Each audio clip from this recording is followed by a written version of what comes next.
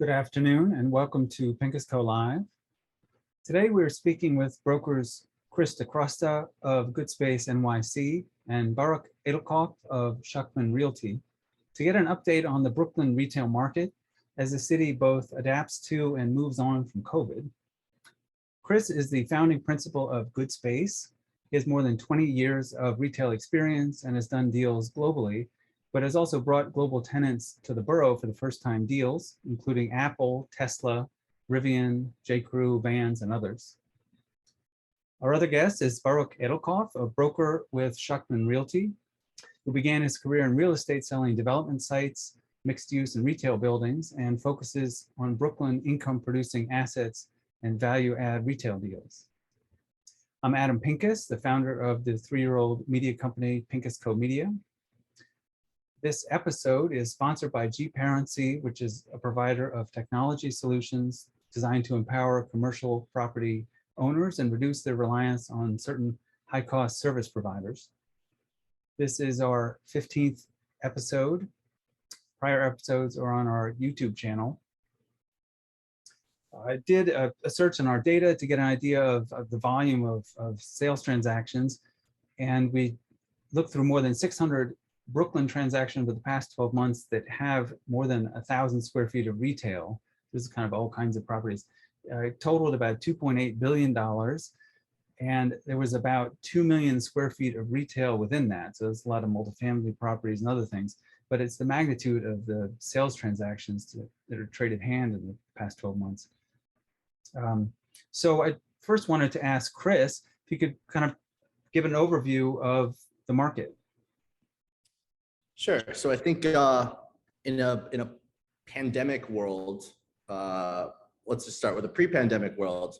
I think Brooklyn was always sort of the hot areas of Brooklyn that we talk about when we talk about gentrification and hot residential markets were mostly daytime community, bedroom communities, right? So people would go to work in Manhattan, then come back and live. So daytime retail wasn't really much of a thing. And retailers, when they started to think about opening spots in Brooklyn, this is, going back 10 or 15 years, they always wanted to do something which in their minds was special, right? Like this is when every store had a coffee shop or a barber shop or something like that. And during the pandemic, once, Midtown and other office markets kind of were shut down, I think retailers that weren't just looking to, sell garments or shoes or whatever, brands like, Sweet Green or, Starbucks, those type of quick serve people who really go where a daytime population is, really started looking closely at the Brooklyn neighborhoods. So, what it basically did was, for a lot of people who are looking, it solidified Brooklyn as a very viable place to have a daytime business. And what it really did was brought, a lot of neighborhoods to life during the day with the working class. And that has changed the type of tenants that are coming, or kind of the... Absolutely. I mean, if you look at, my office is in Williamsburg and it sits above a Sweet Green. Sweet Green's number one shop in the chain during the pandemic, and I believe even post-pandemic, it's still highly performing, is the Williamsburg location. I mean, I think when I go to Midtown, you see Sweet Green, and the like a tough scene for all of those office worker foods. Of course, very different. And I think hearing those type of numbers that a chain like that is able to do during the day is something that just wouldn't have been even remotely feasible, 5 or 10 years ago. Mm-hmm. And Baruch, can you give a sense of kind of an overview on the market from your perspective?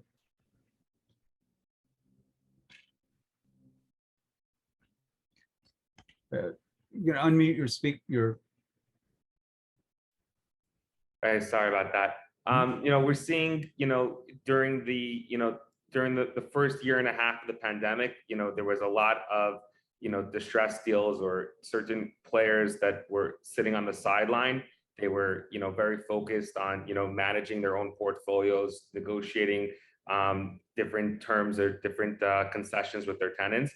And we saw a major hole in opportunity where, certain markets were getting vacancies, which never had vacancies before from tenants leaving. And, the go-to players not really taking advantage of it. Like we saw on several deals, we did certain multifamily players that were looking to divest, strictly from multifamily or other sources, coming into the market and purchasing their first retail deals. They've always been exposed to it through mixed use buildings, but they never had, any retail centric deals before.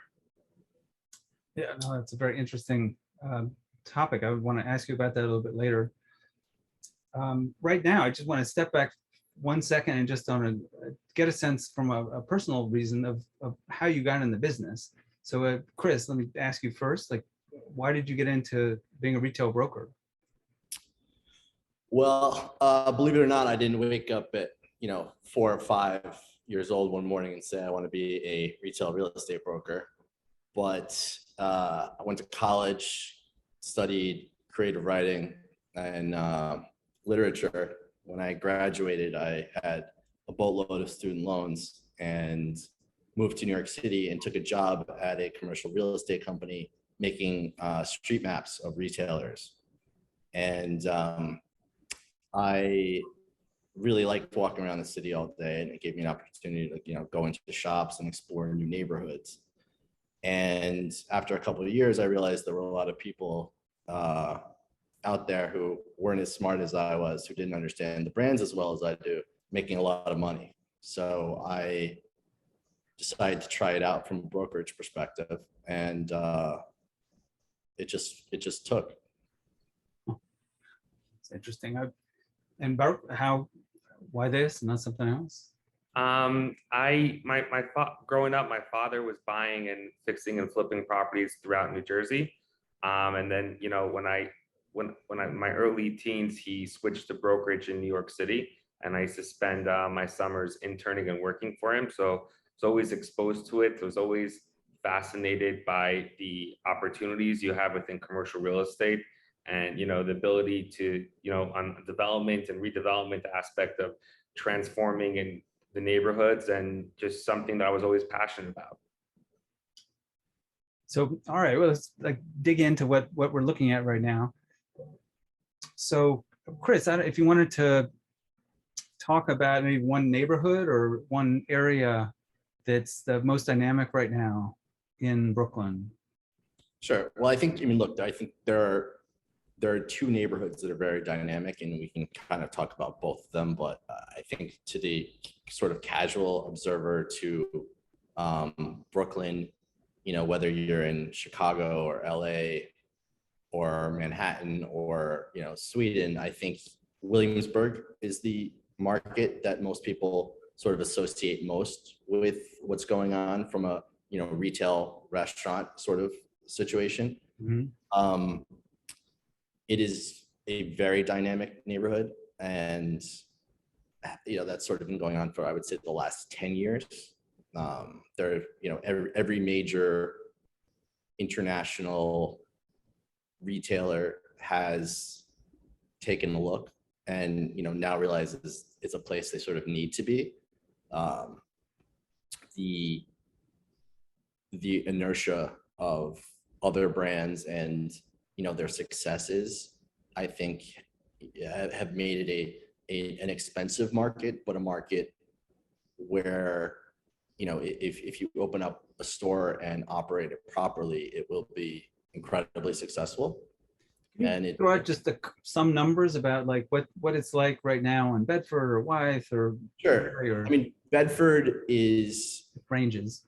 Yeah, I mean, Bedford has one section that has what I would call larger box spaces, and that's where Apple and Whole Foods are, and that's closer to Metropolitan. as you get further towards Greenpoint, the buildings become smaller. And those rents have always been, have always been expensive, relatively speaking. It's not like, this was never, I mean, not in the last 20 years was it $100 a foot market, because a lot of the spaces are 1,000 feet or less. But rents are comfortably in the 300s and have been for some time. North 6th Street is a street that, did not have retail. It had a few restaurants and venues, and it offered retailers an opportunity to be sort of close to Bedford Avenue, close to the train, which is on North 7th Street. And anyone who has a footprint larger, or who just wants to be grouped with other, very like-minded, high-end and international brands goes there. So it's those rents, which pre-pandemic were creeping up to $300 a foot, are now firmly in the 300s, with some askings north of 400. Baruch, you spoke briefly about the idea of some of the national tenants want to be in Brooklyn, but when they look at like on Bedford, or they see little tiny spaces, what do you see, or how do you talk to people about that? I mean, Chris was touching on that when you're looking on Bedford or Fulton Street or some of the other retail corridors, you're looking at the makeup of the buildings are 150, they were built in the late early 1900s, and they're not really built to suit modern day retailers. So you'll have retailers all the time circling markets, but and if you want to be a big box space, you're very limited in Williamsburg, by that North 4th corridor where there's a new construction, or on North 6th where there's all the redevelopment of some of the larger floor plates. So we constantly see different uses wanting to get into the market, but sometimes they're just restricted based on the building supply. And then they just wait around, or they just go some other part of Brooklyn? Sometimes they'll team up with developers to try to get the right space, or sometimes national tenants will refuse to come into a market unless they could check all their boxes. But if it's a more local, something more hip, run by entrepreneurs, they'll try to see what's available and make it work. But on a national retail level, they'll sit there and wait for a different tenant to fail and move out, or someone else to move on. But they rather wait for the right space than make a decision to take the wrong space and ultimately, that affect their business. Chris, can you talk about the post-pandemic? Like, is there concern that right now there's still a lot of people hanging out in Brooklyn, but eventually they're going to go back to Midtown? How's that being digested? No, because I think with a hybrid work schedule, and also the introduction of better quality office spaces and actual office options in some of these markets, like Dumbo, I think Brookfield buying Metrotech says a lot about the future of highly functioned and functionable retail space, office space in Brooklyn. I think that's going to change, and a lot of people, a lot of people want to work where they live, and I've lived in Brooklyn for almost 20 years, and I love Manhattan, but I do not miss the days of commuting into Midtown. So I see, I think a lot of people and a lot of companies, primarily when a lot of their employees and particularly the creative class live here. Mm-hmm. So if you talk to somebody at a retailer or at Google, for example, right? Like I have to think that a large portion of their employees live in Brooklyn. Right. And so what are some other changes coming on in Williamsburg? Are there types of tenants is the tenancy changing? Sure. Yeah, and I sort of touched on it earlier with Sweetgreen, but what the pandemic proved, and this kind of Williamsburg again there was this idea that we have to open up something sort of hip and trendy, and a lot of retailers really missed the mark on what that is. So, if you look at, Urban Outfitters as an example, right? Like this is not a brand that has their finger on the pulse of what's hip or cool. And they tried to have, a rooftop restaurant and that sort of thing. So I think that what we found now, particularly as, we're going on 10 or 15 years of people living in Brooklyn, it's not so much, yes, there is a lifestyle choice for people to live here. But what we're finding is that retailers, thank God, are starting to, normalize their approach to looking here, right? So you're not just trying to, you open up a store in Williamsburg, you're not just trying to service, a quote unquote hipster, it's not just the music and art scene anymore. It's families. There's tons of strollers, and with that comes, requirements. So, every bank should be here, and banks have historically been a, sort of a no-no on major streets, but in practice, people need to be able to go to their bank. Mm-hmm. They don't want to walk 20 blocks to go to their bank. They don't want to walk 20 blocks to get to a grocery store. If they're there during the day, as great as some of the restaurants are, they want to have a $10 or $15 lunch. They want to have a Sweetgreen, a Chipotle, Bondi Sushi, Silverfish, all of those types of things. Like for a while, there was still an argument, a very valid one, that if you lived in Manhattan, you had access to better services. So I think a lot of those food and service retailers have finally realized that Brooklyn is a very viable market for them. So, it's a long-winded way of saying that I think, there's a major normalization for Brooklyn retail. Mm-hmm. So I would like to ask about some of the other neighborhoods, but just touching on banks. Baruch mentioned when we spoke earlier that in some other areas, banks are giving up their spaces. Could you talk about where that's happening and why? We're seeing a lot of, like Chase banks have been closing left, right, and center. A lot of them were previously Washington Mutuals, or they had an overlapping presence and cannibalizing one branch from another. And we're seeing it as well on Capital One and HSBCs. They're really looking at, where their bank's located, how it's servicing their customers. And especially during the pandemic, a lot of people got more and more comfortable with mobile banking, that we are seeing people shift, that we're seeing that, some of the best corners that were previously banks becoming available.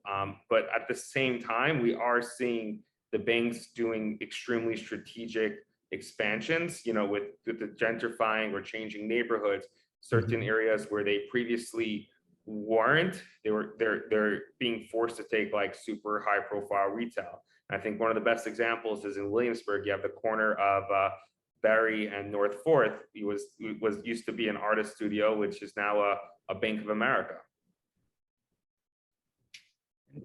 In the examples where they're giving up their leases or not renewing, who's taking that space? Just a free for all, or is there any kind of trends on that? A lot of medical. It's great floor plates. A lot of it's medical.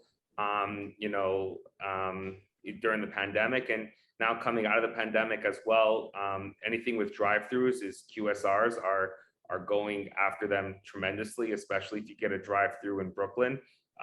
It's something very rare and hard to come by, and a lot of the national QSRs really want it because it's a major driving factor for their business.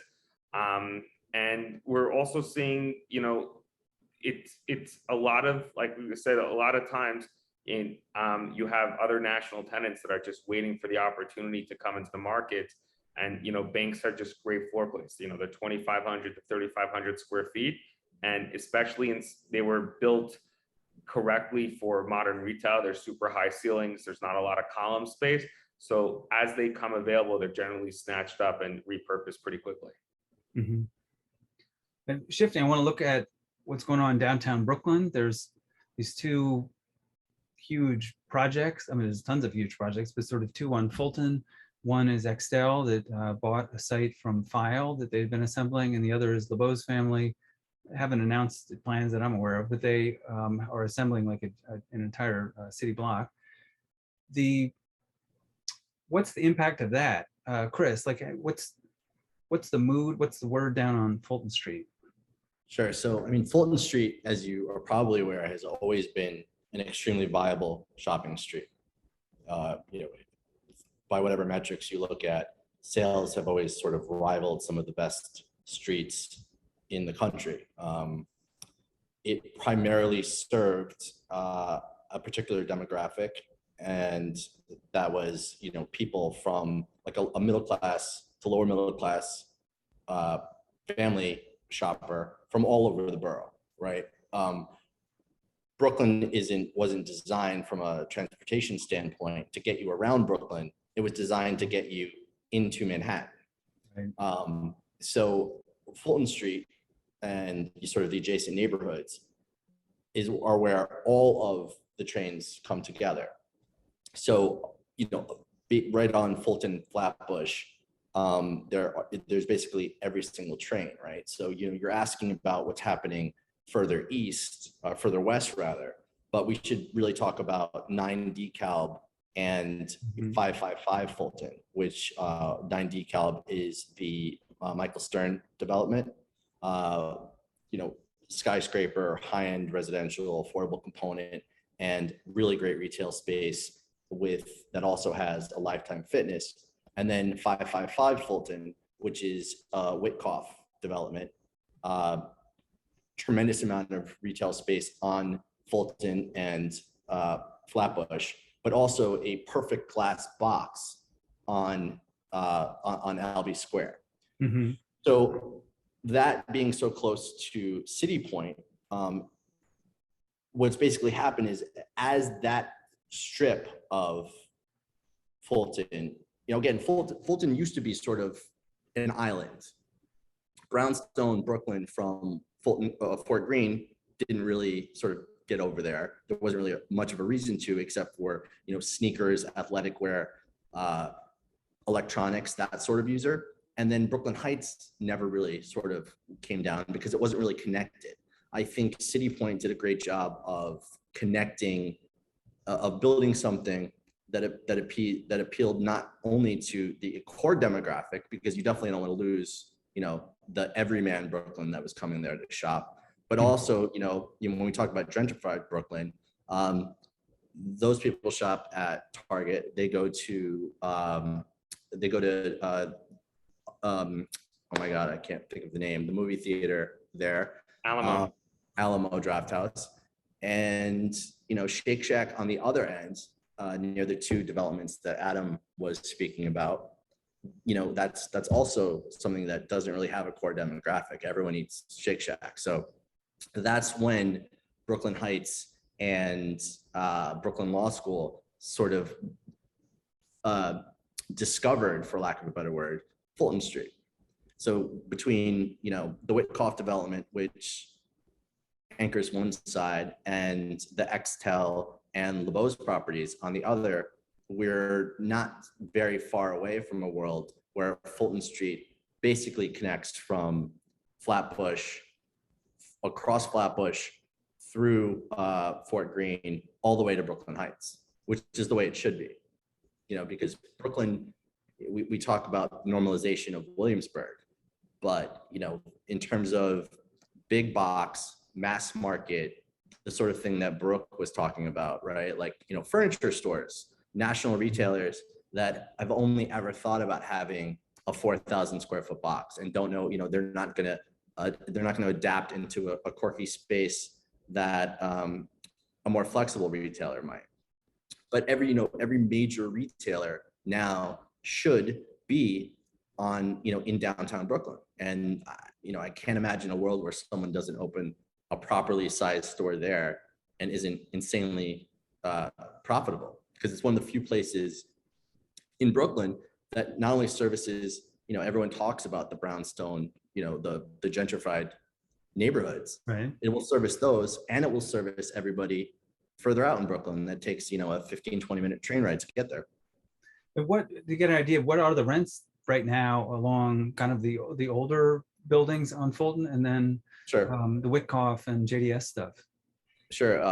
The Fulton Street, again, it's a lot of the buildings that Baruch was talking about are a lot of, old buildings that don't really lay out well. And they've always managed really high rents.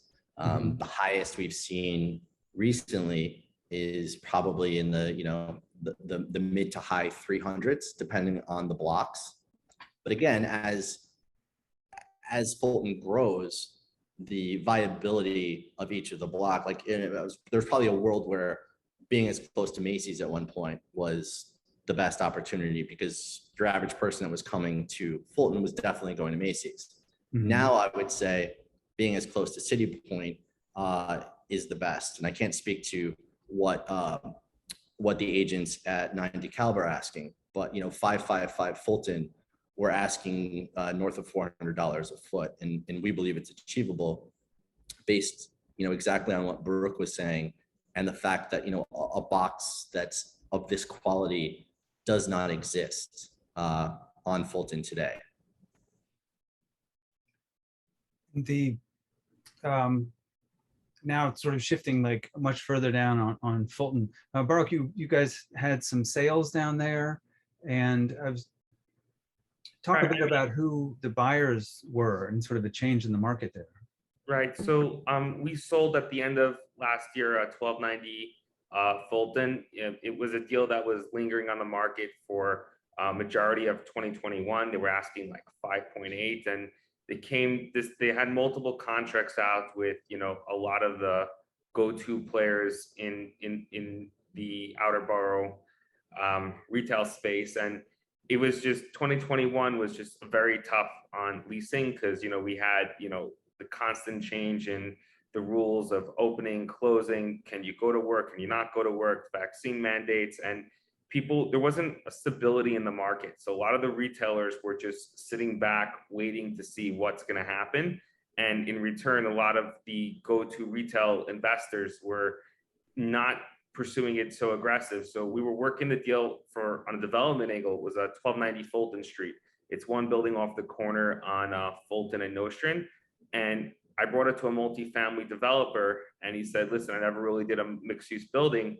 And after looking at the comps, up and down on Fulton Street from let's say, from Nostrand Avenue to Bedford, we saw that, previously there have been rents there that have, hit 100, but we felt very confident that we could get 60, and we said, we'll hit it. And we could even ask $80 a foot. And we have one of the spaces with a lease out, above, closer to $80 a square foot.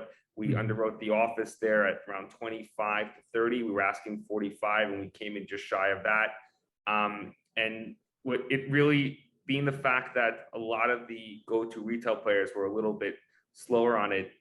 We saw on the last 3 value-add retail deals we did in Brooklyn that multifamily or mixed use, not your average retail investor coming into the market and being able to scoop up the opportunity, just because things were moving a little slower and deals were sort of lingering in the air.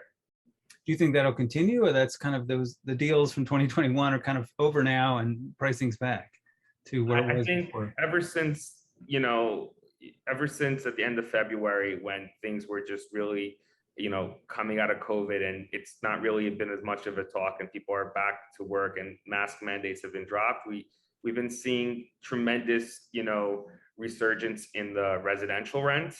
And once the residential rents go up and people started coming back in, we're seeing major confidence now in the commercial angle.